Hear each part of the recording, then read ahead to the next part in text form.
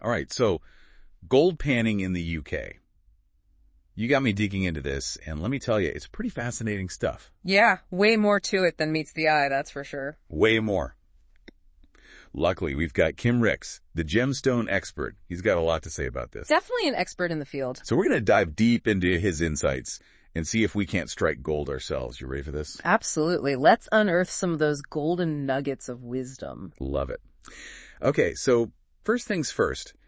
Kim really emphasizes location, location, location. It's not just about finding a pretty stream, right? No, definitely not. It's all about the geology. We're talking ancient geological formations, history of mining, those areas where gold veins might have eroded over time. It all ends up in the water system somehow. Right, and that's where those placer deposits come in. I've always found that term intriguing. So picture this, right? You've got a river rushing down, carrying all those tiny pieces of gold eroded from those veins. As the water flow slows down, maybe around a bend or wider section, those heavier gold particles settle. That's your placer deposit. Ah, so it's like nature concentrating the gold for us. Exactly. And the longer it's been happening, the richer those deposits can be. Makes sense. Now, another thing Kim mentions is timing. Specifically, panning after a good rain. Why is that? Well, think of it this way. A good rainfall, it's like a reset button. It washes away all the loose topsoil, exposes fresh material from the riverbanks, plus it increases the water flow, so it's like nature's giving everything a good stir, bringing those gold particles to the surface. So it's all about timing that run, getting out there at just the right moment. You got it. It can make a huge difference. I remember this one time. Went panning after this huge downpour, right? Yeah. It was at the spot I'd been to before, found a bit of gold, but nothing to write home about. But after the rain, it was like a completely different stream. The water had shifted everything, exposed all this new material, and boom. You hit the jackpot. Let's just say it was my best haul ever from that spot. Timing is everything. Wow, I believe it. All right, let's talk about the tools, because Kim mentions a few essentials. The gold pan, obviously, but then there's the classifier, the snuffer bottle. Oh, and don't forget a good digging tool. Right. So tell me, why are these so important? Okay, so the gold pan, that's your bread and butter, right?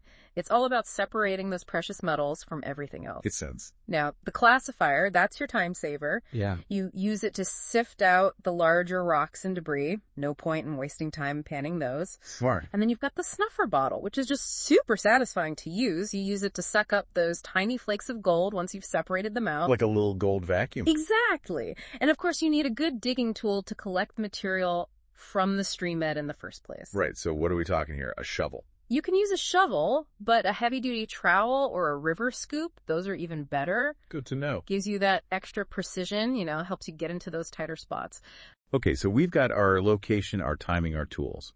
Now let's talk technique. Yeah. Kim breaks down the panning process, but I'm guessing there's an art to it, right? Absolutely. It's all about finding that sweet spot with the angle of the pan, the way you move your wrist. Too much force and you wash everything away. Too little and nothing moves. It's a delicate balance. Yeah. So how do you master that panning motion? It takes practice, but here's a little visualization for you. Imagine you've got a bowl of water and you sprinkle some uncooked rice into it. That rice, think of that as your gold. Now gently swirl the bowl in a circular motion. See how the rice settles in the center as you find the perfect rhythm and speed. Okay, I'm picturing it. That's the basic idea behind panning. It's all about feeling that water flow, using it to your advantage to separate the gold from everything else. It's like a dance between you, the pan, and the water. Exactly. Now, for all this talk about technique and tools, Kim also emphasizes the mental side of gold panning. The patience, the persistence, enjoying the process. That's important too, right? Yeah. Oh, for sure. Gold panning is a lot like life.